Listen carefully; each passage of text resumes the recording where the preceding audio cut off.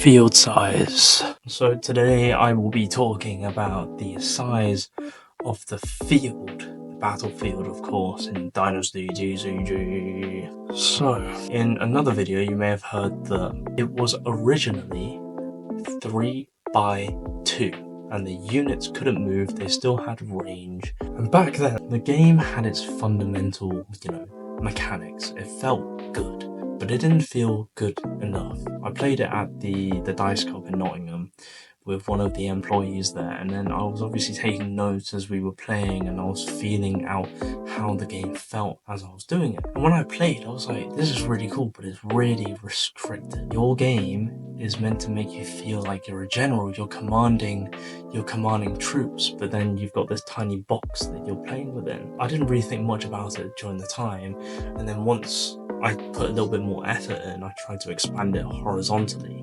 which is more closer to the structure that Yu-Gi-Oh had. You have that 5 by 2 position where you play your cards, and you can move your cards at this point, yeah. So you can move your cards, but even within that area, it felt really, really tight, because the movement, you're going from lane 1 and lane 2, and you're just moving up or diagonally. You're just going in these different areas.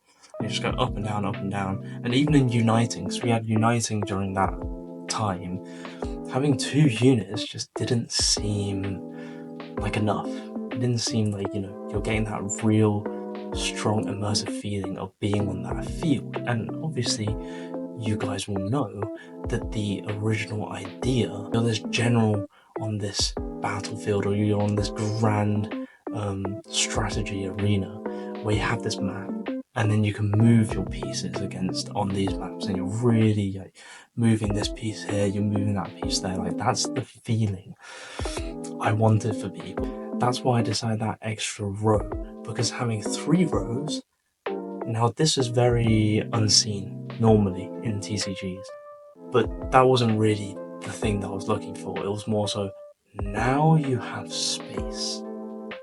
Now when you move a unit, it feels like it's got freedom, but it's not moving so far that the game is too big in terms of physically big, but it's moving in a way that it feels natural within the system of being in this immersive experience, being this character that you're portraying. And when you're moving it, it's very, very natural.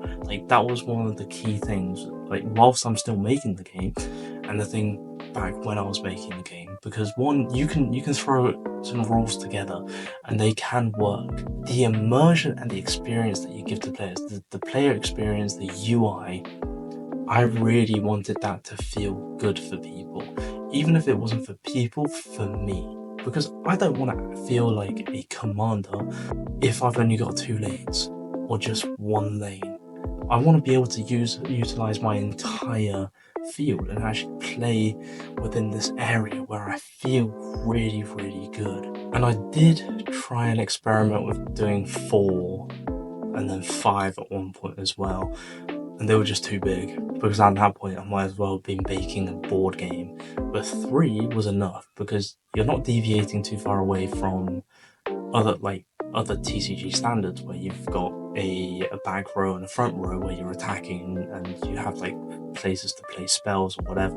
But you had that one extra little bit of layer where it just unlocked a whole new level of gameplay and experience, which was really, really key to all of this. And that's why the field size is the way it is. It's not too big, but it's also not too small.